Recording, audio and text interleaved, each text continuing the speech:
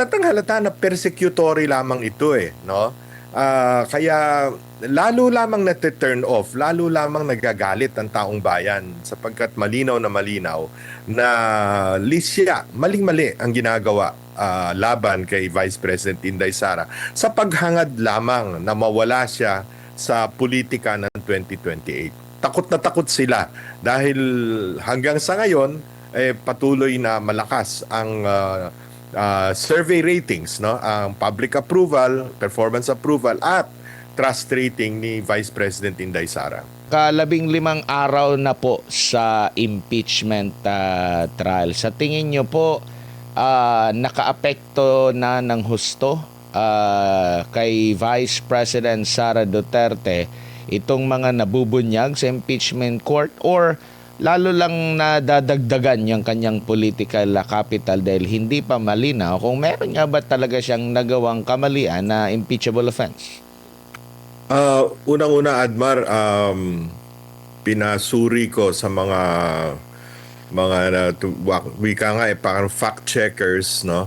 At lumalabas na paunti ng paunti ang nakikinig doon sa live transmission ng impeachment trial sa Senado, no? Para bang ang mga tao ay either hindi nabobore o hindi natutuwa doon sa mga balitaktakan na masyadong legal, masyadong technical, o di kaya ay dahil nga sa hirap ng buhay, imbis na manood ng impeachment trial, kung paano na lang sila kakahig para makatuka miski na kaunti, no? Yun ang tingin kong unang observation dyan sa impeachment trial. Pangalawa, it may be too early for us to determine, no? Kung talagang naapektuhan ang public approval rating ni Vice President Inday Sara nitong nangyayaring impeachment trial, no?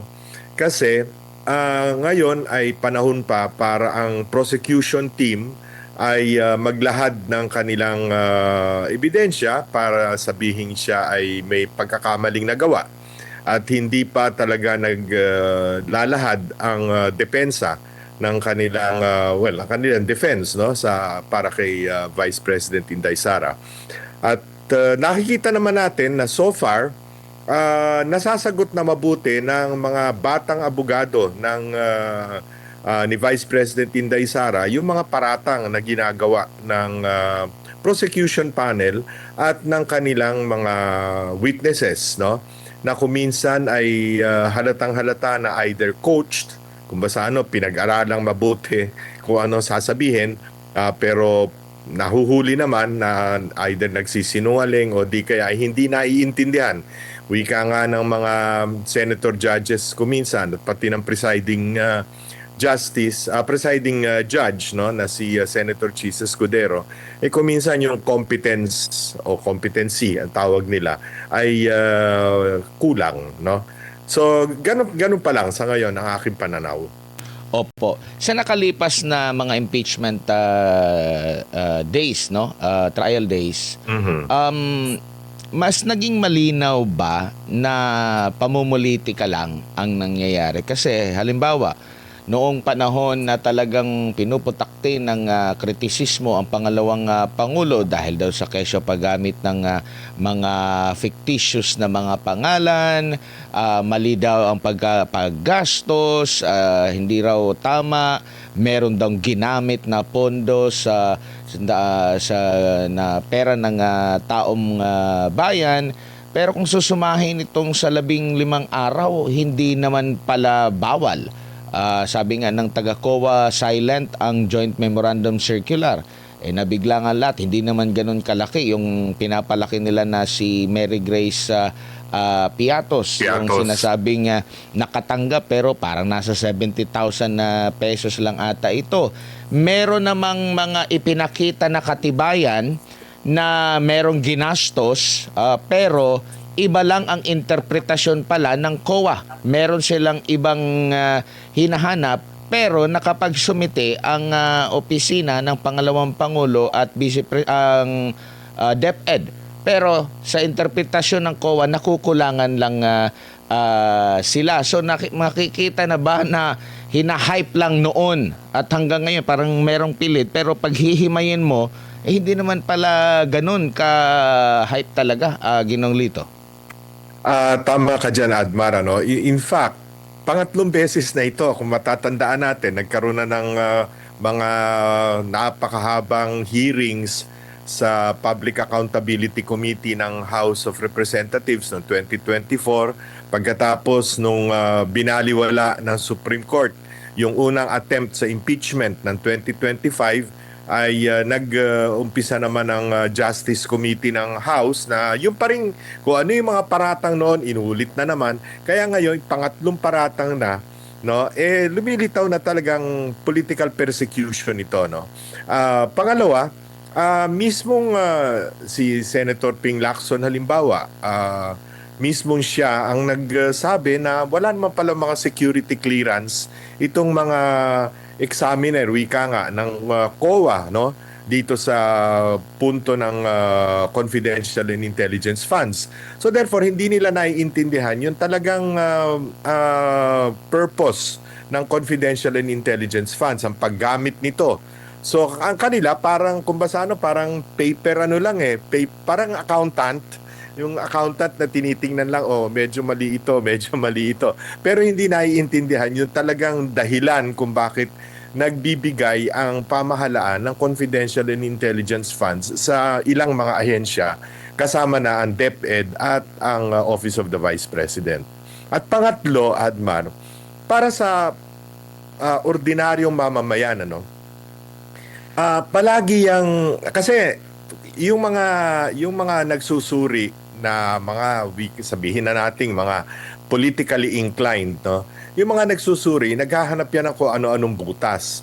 Pero yung ordinaryong mamamayan na ngayon ay binabagabag nitong patuloy na lumulubog na ang halos 4 na milyong Pilipino sa baha, ang laging sumasariwa sa kanilang isipan, napakaliit naman pala nitong tinatanong, iniimbestigahan dito kay Vice President Inday Sara, na hanggang sa ngayon ay hindi naman nila mabigyan ng linaw na tunay, samantalang napakalinaw sa pananaw ng lahat ng tao ang trilyong piso, bilyon-bilyon, daang bilyong piso na winaldas dito sa mga flood control projects at iba't iba pang mga corruption scandals dito sa pamahalaan.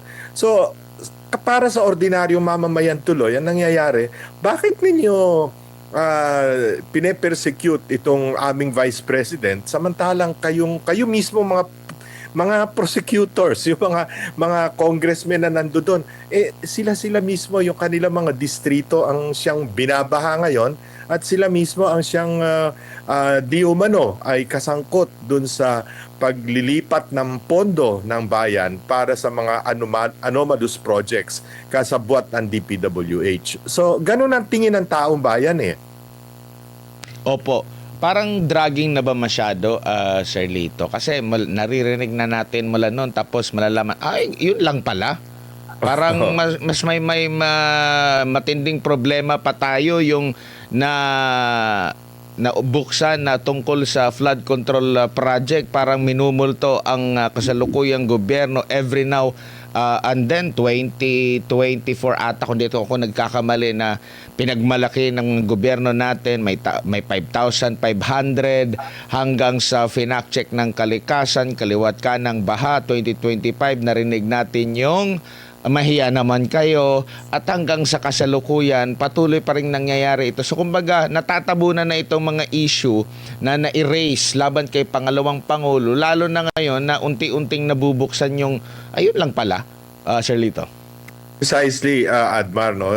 Wika ko nga samantalang lumulubog sa baha ang napakaraming mga Pilipino, tayong lahat ay we're drowning in debt, no? Tayo'y paano ba tawag doon? Ano ba drowning sa Lubog or pagkalunod. Lubog na rin tayo sa utang, di ba? Dahil nga dito sa sobrang katiwalian na ito, lumalabas ngayon halimbawa ang sa darating na taon o itong taong ito, no? hanggang sa darating na taon, ang ating palang uutangin ay nasa 3.2 trillion pesos na naman para lamang para lamang matabunan yung mga utang din dati. Yung utang din natin dati na umaabot na sa 19.5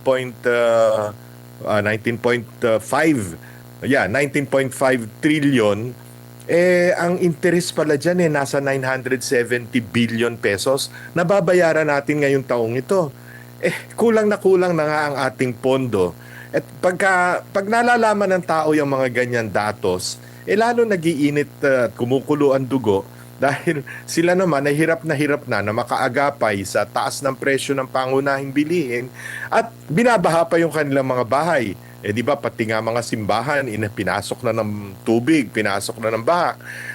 Ngayon lang nangyayari sa ating bansa itong ganitong kalawak na iskandalo ng korupsyon.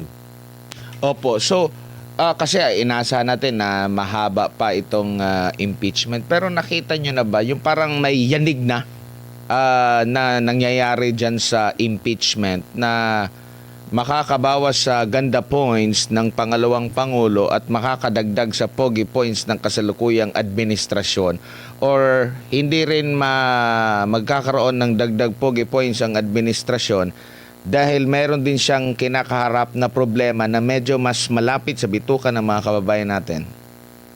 Tama yan, Admar. At kung tutuusin mo, itong mga sumalanta sa atin at nagdulot ng mga malalalim na baha, habagat pa lang ito.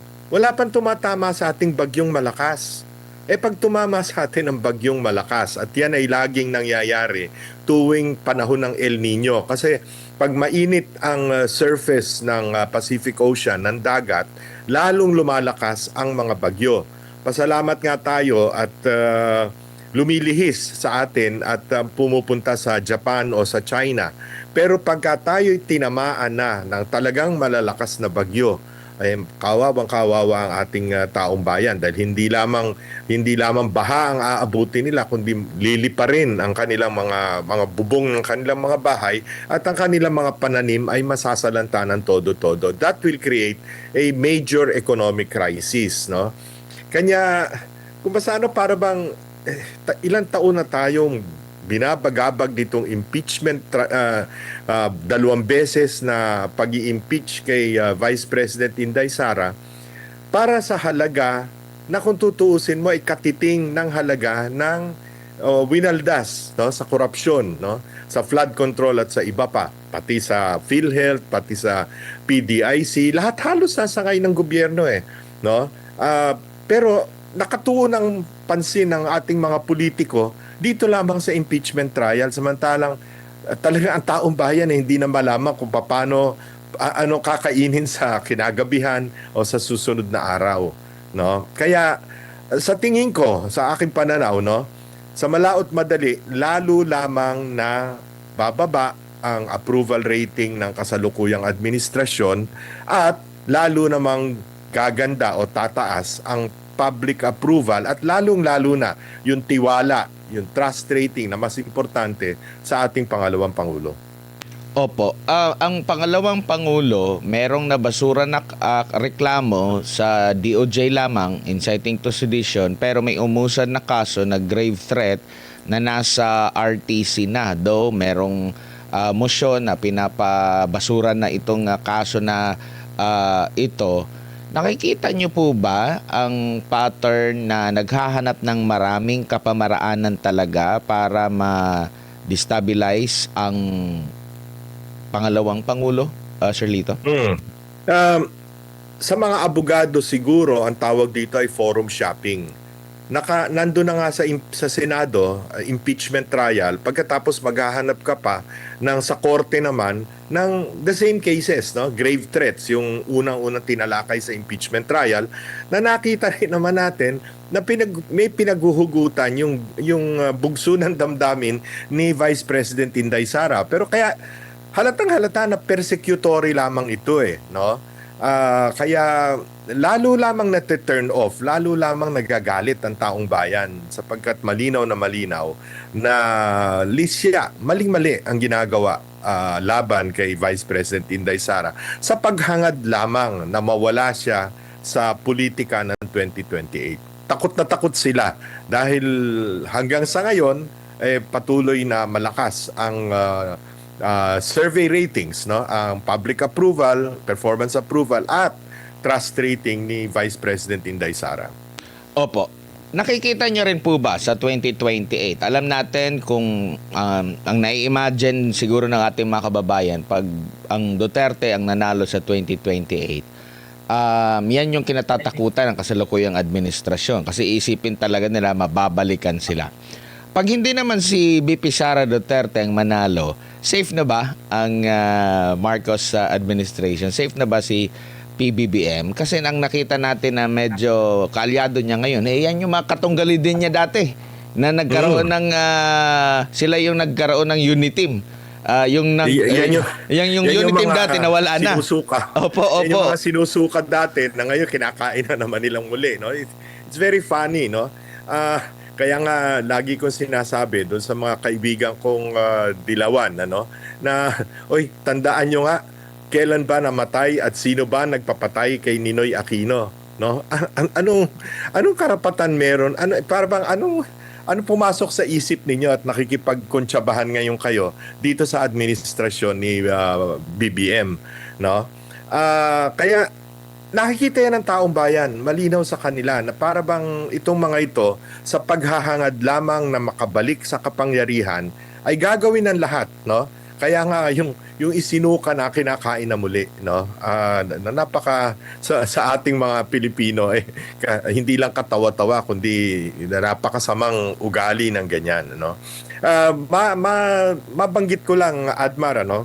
Recently halimbawa, may nilabas na survey. Hindi ko na babanggitin kung anong kumpanya ito.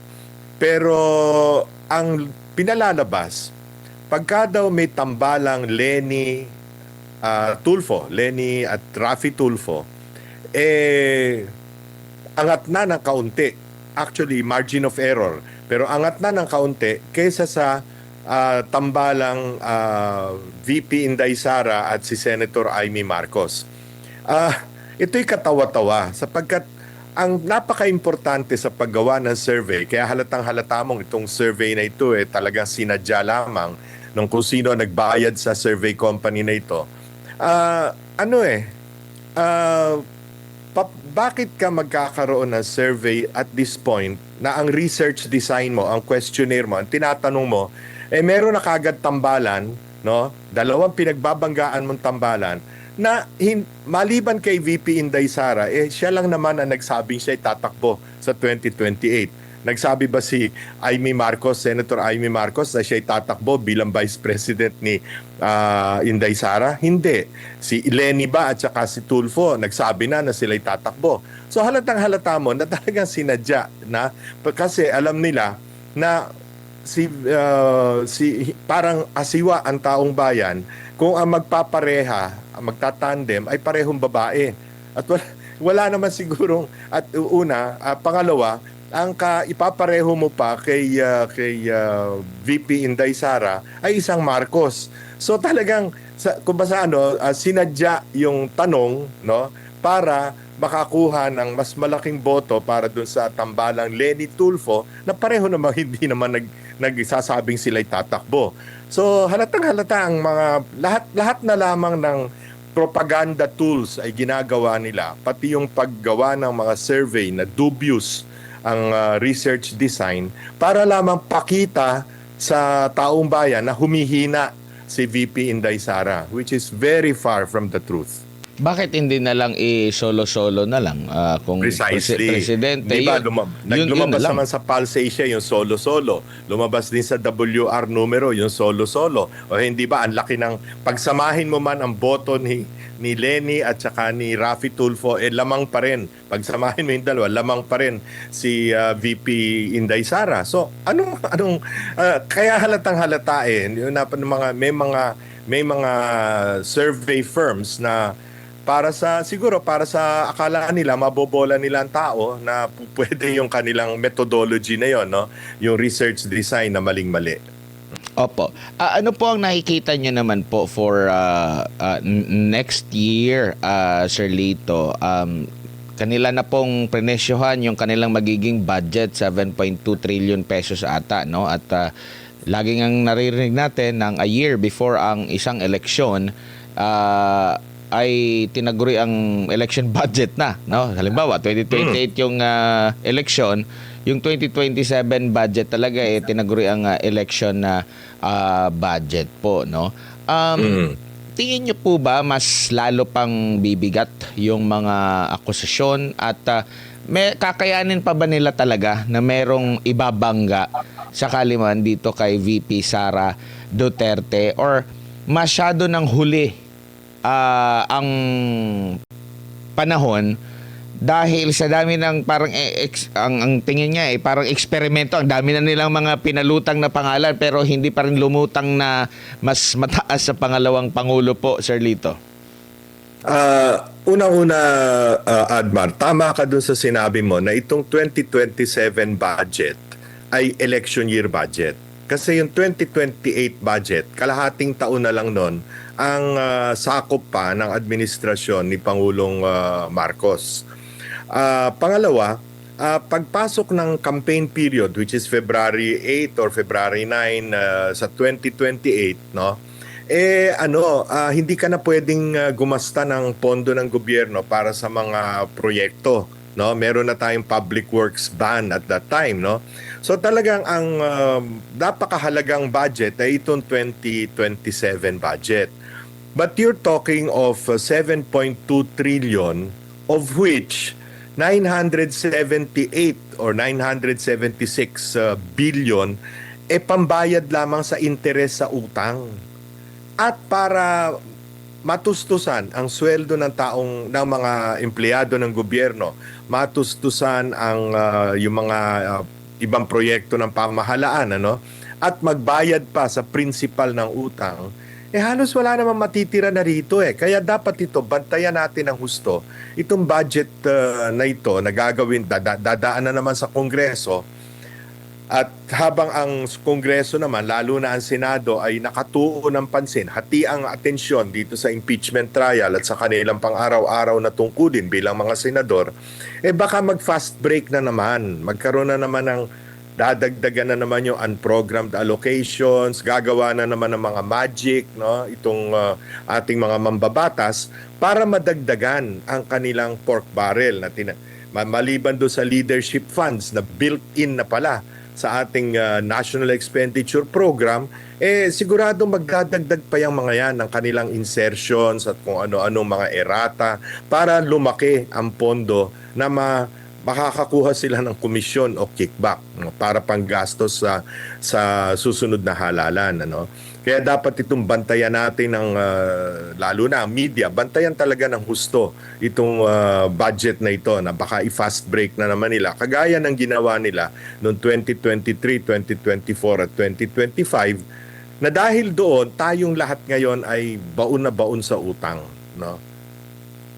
Opo, doon po naman sa tanong na meron pa ba silang kayang ipalutang na mga pangalan na magiging katunggali nitong si Vice President Sara Duterte? Masyado nang huli na kung sa 2027 meron pa. Kasi sa ngayon, meron na bang mas malinaw na pwedeng, kumbaga, kung nagkaroon ng labanan, pagpapawisan talaga si VP Sara sa labanan, Sir Lito? Wala akong nakikitang napakatinding makakalaban ni Vice President Inday Sara. Kung tutuusin natin, maaring sabihin natin na ang pangalawang medyo malakas na kandidato ay si Naga City Mayor at dating Vice President Leni Robredo. Pero alam mo, natalo na si Vice President Leni noong 2022. At siguro mahirap para sa kanya na magdesisyon na sumabak na muli sa pagkandidato sa presidency. To begin with, sa ating kasaysayan, walang natalo sa pagkapangulo ng minsan na sa pangalawa o pangatlong pagsubok na naman ay nanalo pa. Unfortunately, yun yung tinatawag na regla ng ating politika sa presidency. Ito namang si Senator Raffy Tulfo, na pumapangatlo sa mga surveys after Leni Robredo, tingin ko sa pagtansya ko sa kanya, sigurado siya na re-election eh.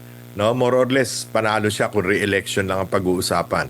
Pero since kailangan na siyang tumakbo, pag siya'y tumakbo ng presidency at natalo siya, hindi na siya senador, no? So malaking risk, malaking riesgo para sa kanya yung pagtakbo. Kaya tingin ko hindi talaga malaman ng pamahalaan ngayon ng administrasyon ni Pangulong BBM kung ano ang gagawin nila sa 2028, sino isasabak nila o sino ang mapipressure o mai-impluensyahan nila sumabak laban kay Vice President Inday Sara. Tsaka yung kay Mayor Lenny po ba, tingin nyo kung medyo naririnig natin kung ano yung performance niya as mayor, na maririnig sa buong Pilipinas talaga kung ano yung significant talaga ng mga kumbaga yung parang may dating ba? Tingin mo makakatulong iyon na mapaganda yung kanyang posisyon sa pampangaluhang halalan, Sir Lito? Admar, unang-una, magbalik tanaw na lang tayo sa 2022, no? Ako ang nag-campaign manager para kay Mayor Isko Moreno na tumakbong presidente noong 2022.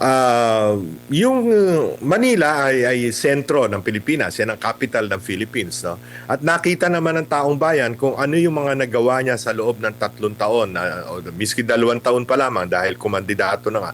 2 taon na siya ay mayor ng capital ng ating bansa. Pero hindi pa rin umubre. Di lalo naman siguro yung Naga, ano man ang magawa mo sa Naga, siguro hanggang sa Kabikulan, malalaman ng makikita ng mga kapatid nating Bicolano. Pero pag tiningnan mo ang buong bansa, no, na napakaraming probinsya, napakaraming bayan, paano mo maa-appreciate yung nagawa or magagawa pa ni Vice President ni Mayor Lenny Robredo. Hindi ko tinatawaran ang kanyang kakayahan, ano? Pero yun na nga ibig sabihin, paano mako-communicate sa buong bansa na naging problema ni Mayor Isko Moreno ng Maynila. No? Paano niyang mapaparamdam sa buong Pilipinas noong 2022 yung kanyang mga mabuting nagawa sa Maynila. Di lalo na kung Naga ang ating pinag-uusapan. Unlike si Pangulong Duterte kasi nung tumakbo na noong 2016, 30 taon na mayor, no, ng Davao City. At matagal nang nakikita ng taong bayan kung gaano ang inasenso ng Davao City at gaano katahimik at peaceful ang Davao City dahil sa panunungkulan ni Mayor Digong Duterte noon. Kanya natanggap kagad siya ng taong bayan, no, na ito makakagawa ito na mabuti para sa atin, mababago ang ating lipunan dahil sa kanya. Tsaka wala pang social media noon na Sir Lito, na parang napakabilis, sumikat siya na word of mouth lang talaga. Unlike ngayon na pwede kang sumikat through social media, pero yun nga, wala din tayong naririnig na talagang magkakaroon ng impact sa kanyang kandidatura. Pero napag-uusapan yung 2028 elections, gaano kahalaga po na makuha nila yung Visayas at Mindanao? Na alam naman natin, kung titingnan mo yung sa mga kilalang survey, talaga ang Mindanao hindi matatawaran eh. Parang silyado na dyan.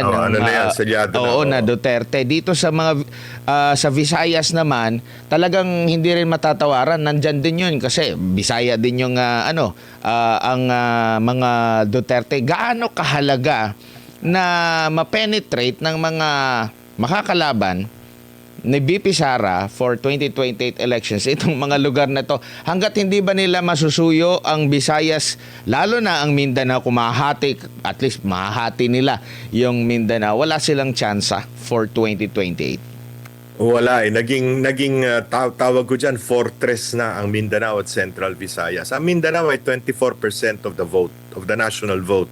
Ang Central Visayas ay 10 to 10.5% ng yung Cebuano speaking Bisaya, 10 to 10.5%. So you're talking of 34 to 34.5% Puwera pa yung mga Bisaya, pareho natin na dito nakatira sa Maynila, no? Or sa iba't ibang parte ng ating bansa, no? Naging ano yan eh, naging very loyal sa brand ng mga Duterte, no? Pag mahirap yan tapatan dahil unang-una, yung tinatawag nating Greater Manila area, yan yung yan yung Katagalugan, which is Southern Tagalog, plus NCR, plus Calabarzon, no? Puwera siguro yung mga Ilocano speaking part ng Central Luzon, no? Yan naman yan ang dahil sa proximity sa Manila, yan ang talagang una binabantayan ng mga issue. Pangalawa, yan yung mga kung sino yung mukhang llamado, no? Nakikita nila malakas, doon sila boboto. So, historically, yung mga yan ay last-minute voters, no? So, ang tingin ko, hindi naman madidehado. At miski sa mga surveys, nakikita natin, kung hindi man number one, halimbawa sa NCR, number one na si Inday Sara, pero sa Central Luzon at saka sa Calabarzon, dikit na dikit yung pagiging number two niya, no? So, pagdating ng panahon, yan aangat ng aangat pa rin. Lalo na at itong mga probinsya ng Calabarzon, NCR at saka ng Central Luzon, ito pa sinasalanta ng baha mayat maya, no? So, lalong tumitindi ang galit ng taong bayan dahil naalaala yung mga korupsyon na nakita sa ghost flood control projects. Sa maaari namang katandem ni VP Sara para maselyuhan talaga yung pagkapanalo, sa tingin nyo po, needed pa niya ng katandem din, taga Mindanao lang ba, taga Visayas, taga Luzon, ano ba ang nakikita nyo po na makakapag-solidify pa? Ako, ang tingin ko talaga, itong paniniwala ko, kailangan niya maging katandem ay taga rito sa Luzon. Whether sa NCR, sa Central Luzon, Northern Luzon, or sa Southern Tagalog, no? Sapagkat kailangang ma-fortify. Mahirap din kasi yung parang lalabas binaliwala na kami ng mga palibasa, malakas na si Inday Sara sa Visayas at Mindanao, binaliwala naman kami yung mga taga Luzon, ano? So, to obviate that, for balance, for purposes of balance, napakadami rin namang mga national figures dito sa Luzon na sigurado akong pag inalok ni VP Inday Sara na makipagtambalan sa kanya, nagkakanta kumahug pa yung mga yan. Miski yung iba na nandun ngayon sa majority block sa Senado, maniwala ka sa akin, Admar. Pag sinabi ni Inday Sara, gusto mo maging Vice President, katandem kong Vice President, siguradong payag na payag ang mga yan.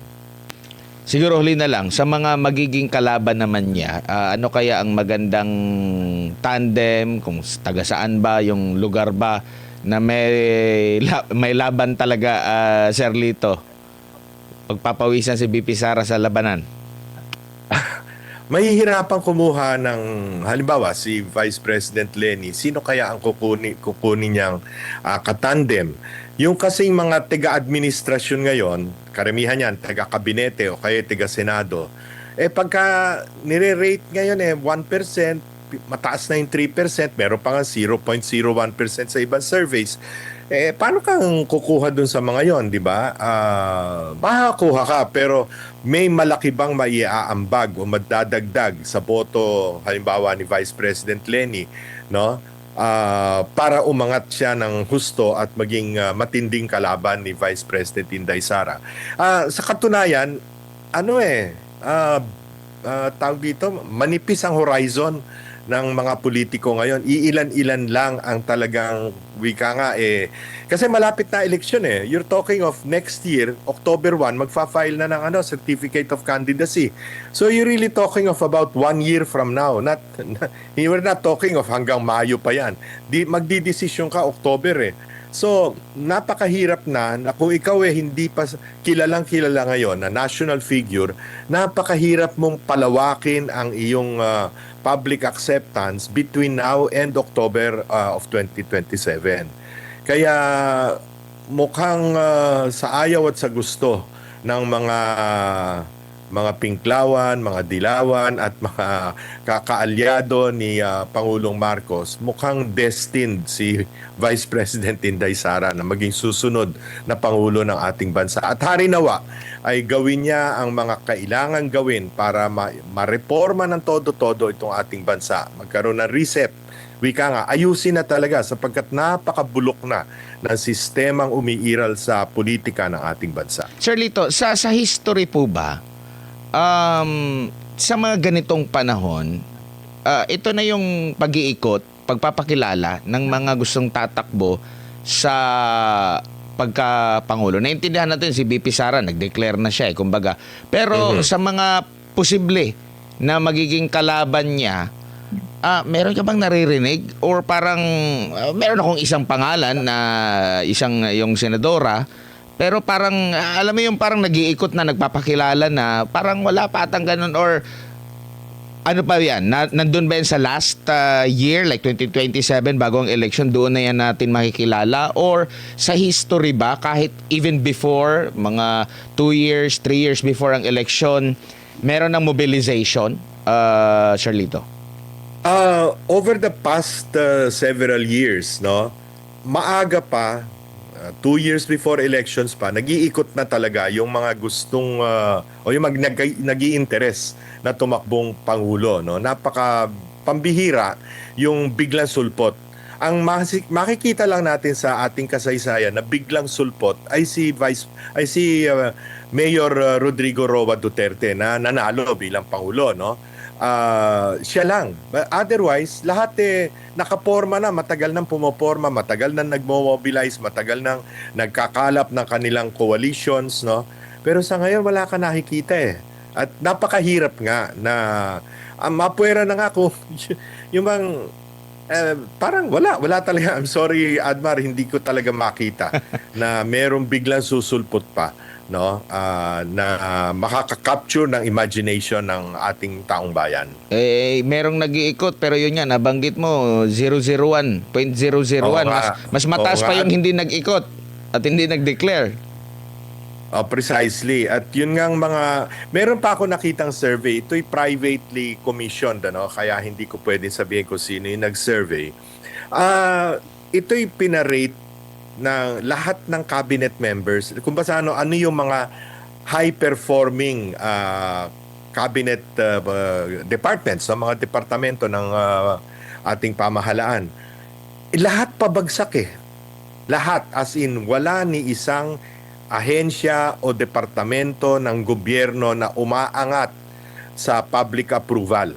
At ang dahilan lamang dito, kasi meron naman mga iba na, wika nga, lagi nating nakikita sa telebisyon, sa radyo, na nag-iikot dahil sa kanilang tungkulin, ano? Dahil nag-i-inspeksyon o di kaya nagbibigay ng ayuda o kung ano pa man, pero pati sila bumagsak. So anong conclusion mo dito?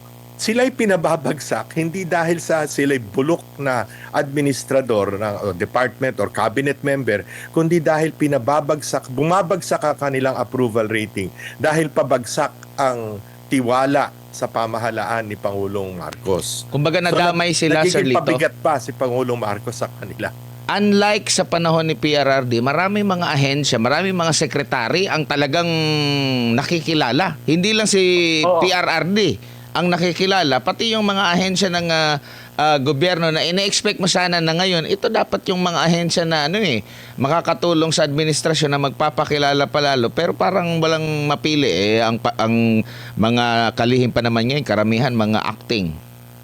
Yun na nga, isa pa, no? So, wala pang security of tenure man lang sa natitirang 2 taon pa nitong pamahalang ito. Totoo yan, no?